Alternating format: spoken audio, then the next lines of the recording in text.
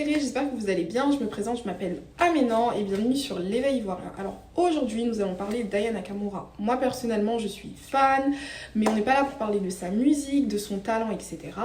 Nous allons juste parler d'Aya Nakamura parce que malheureusement en ce moment elle est en train de vivre une épreuve qui est plutôt difficile, surtout lorsque tu es une femme et aussi célèbre qu'elle. Pour tous ceux qui ne le savent pas, Aya Nakamura, c'est l'artiste francophone la plus écoutée dans le monde. Elle a été validée par Madonna, elle a été validée par Rihanna et bien d'autres artistes. Donc malheureusement, on aurait pu parler de la promotion de son album, vu que là, actuellement, elle est en plein dedans, etc. Mais nous avons appris il y a quelques semaines que Aya Nakamura serait victime de chantage. Le 27 décembre 2022, Aya Nakamura elle a été victime de cambriolage dans son domicile à Chelles. Donc Chelles, c'est en région parisienne, donc en France. Faut savoir que les faussaires, enfin les cambrioleurs, ils ont pu dérober plus de 200 000 € d'effets personnels. Logique, c'est Aya Nakamura.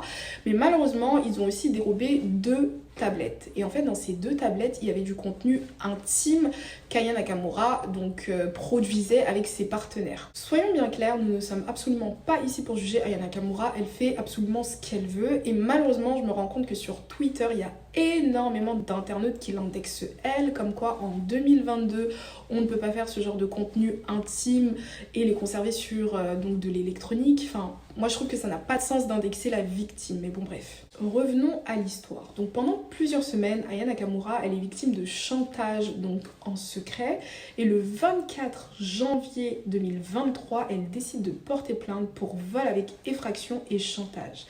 Les voleurs lui réclament la somme de 250 000 € afin de ne pas diffuser les images qu'ils ont en leur possession. Moi, je voulais personnellement en parler parce que je trouve que c'est super justement qu'elle ait porté plainte parce qu'à la fin de la journée, tout le monde sait comment ça se termine un chantage. C'est soit ils vont te demander de l'argent jusqu'à ce que tu ne puisses plus leur en donner, ou soit ils vont récupérer l'argent et un jour ou l'autre, ta vidéo ou tes photos ou peu importe vont se retrouver sur internet. N'oublions pas que Aya Nakamura n'est pas la seule concernée dans cette histoire parce que d'après le blogueur Aquababe qui a littéralement été entendu par la police parce qu'il a été également contacté par le faussaire, donc il y aurait d'autres personnes impliquées dans cette histoire, notamment Niska qui se trouve en position de victime également.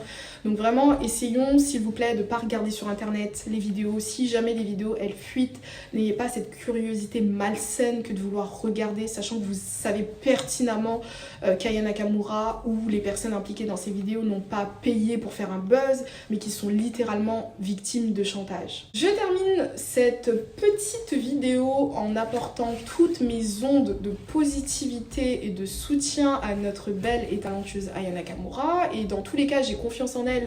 Pourquoi? Parce que là, en ce moment, sur les réseaux sociaux, genre, elle bombarde, elle s'en fout totalement, elle vit sa best life. Et en plus de ça, elle a commencé à répondre. Donc, lorsqu'il y avait eu la rumeur comme quoi sa vidéo était sur Telegram, etc., elle a littéralement indexé, attaqué, tout ce que vous voulez.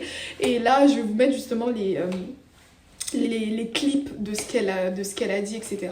Et donc voilà, donc s'il vous plaît, ne cherchez pas à regarder et je vous souhaite une excellente journée, début de week-end, je sais pas à quel moment vous allez avoir cette vidéo.